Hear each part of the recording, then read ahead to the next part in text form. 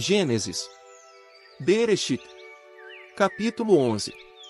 Toda a terra continuava a ter um só idioma e um só conjunto de palavras. Ao migrarem para o leste, os homens descobriram uma planície na terra de Sinear e passaram a morar ali. Então disseram uns aos outros: Venham, vamos fazer tijolos e cozê-los no fogo. Assim usavam tijolos em vez de pedra, e betume como argamassa. Disseram então: Venham, vamos construir uma cidade para nós e uma torre cujo topo chegue aos céus, e vamos fazer para nós um nome célebre, assim não seremos espalhados por toda a face da terra. Ial desceu então para ver a cidade e a torre que os filhos dos homens tinham construído. Ial disse: Eles são um só povo, com um só idioma, e vejam o que estão fazendo. Agora, nada do que planejem fazer será impossível para eles. Vamos. Desçamos e confundamos o seu idioma, para que não entendam o idioma um do outro. Assim Ial os espalhou dali por toda a face da terra, e por fim, eles deixaram de construir a cidade. É por isso que a cidade recebeu o nome de Babel, porque Ial confundiu ali o idioma de toda a terra, e Ial os espalhou dali por toda a face da terra. Esta é a história de Sem. Sem tinha 100 anos de idade quando se tornou pai de Arpaxade, 2 anos após o dilúvio. Depois de se tornar pai de Arpaxade, Sem viveu mais 500 anos. E ele se tornou pai de filhos e de filhas. Arpaxade viveu 35 anos e então se tornou pai de Selá.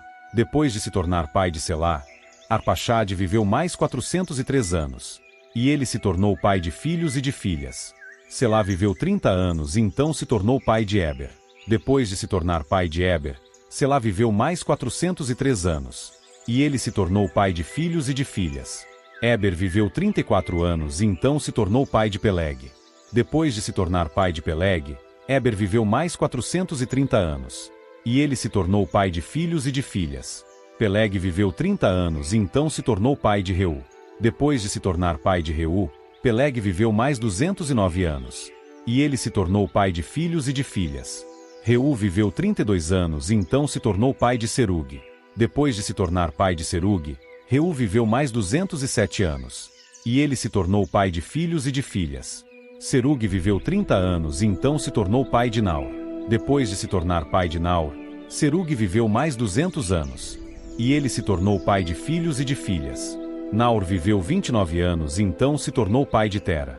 Depois de se tornar pai de Tera, Naor viveu mais 119 anos. E ele se tornou pai de filhos e de filhas. Tera viveu 70 anos, e depois se tornou pai de Abram, Naor e Harã. Esta é a história de Tera. Tera tornou-se pai de Abram, Naor e Harã, e Harã tornou-se pai de Ló.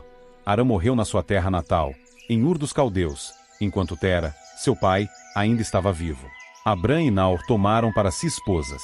O nome da esposa de Abram era Shari, conhecida como Sarai, e o nome da esposa de Naor era Milca, filha de Harã, pai de Milca e de Isca.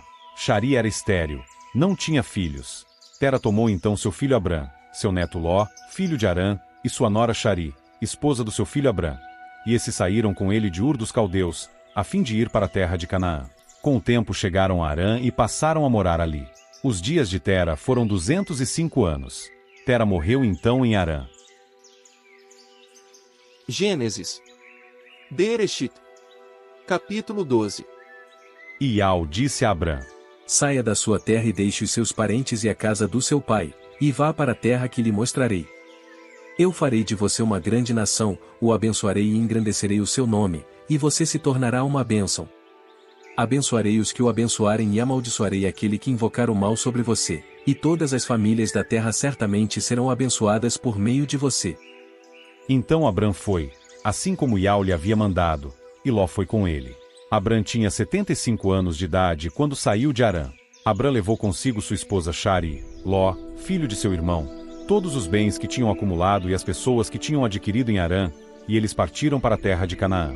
Quando chegaram à terra de Canaã, Abram atravessou aquela terra até o lugar chamado Siquém, perto das árvores grandes de Moré. Naquele tempo, os cananeus moravam naquela terra. Ial apareceu então a Abram e disse: Vou dar esta terra à sua descendência. E ele construiu ali um altar a Ial, que lhe havia aparecido. Mais tarde, mudou-se dali para a região montanhosa ao leste de Betal e armou a sua tenda, com Betal ao oeste e Ai ao leste. Ali construiu um altar a Ial e começou a invocar o nome de Ial. Depois Abrão levantou acampamento e viajou na direção do Neguebe, acampando num lugar após outro. Houve então uma fome naquela terra, e Abrão desceu em direção ao Egito para morar ali por um tempo, porque a fome era severa.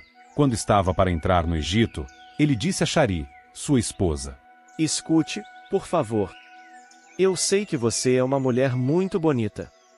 Assim, quando os egípcios a virem, sem dúvida dirão: essa é a esposa dele. Então eles me matarão, mas deixarão você viva.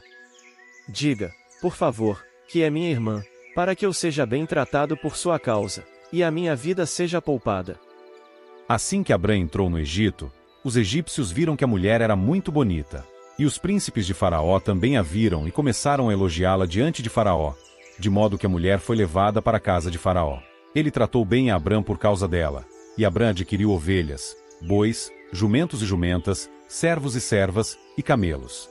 Então Iau infligiu terríveis pragas a Faraó e aos da sua casa, por causa de Chari, esposa de Abrão. Em vista disso, Faraó chamou Abrão e disse: O que é isso que você me fez? Porque não me disse que ela era sua esposa? Porque você disse: ela é minha irmã. Eu estava para tomá-la como minha esposa. Aqui está a sua esposa. Tome-a e vá embora. Então Faraó deu ordens aos homens com respeito a Abrão, e eles o mandaram embora com sua esposa e tudo o que ele tinha.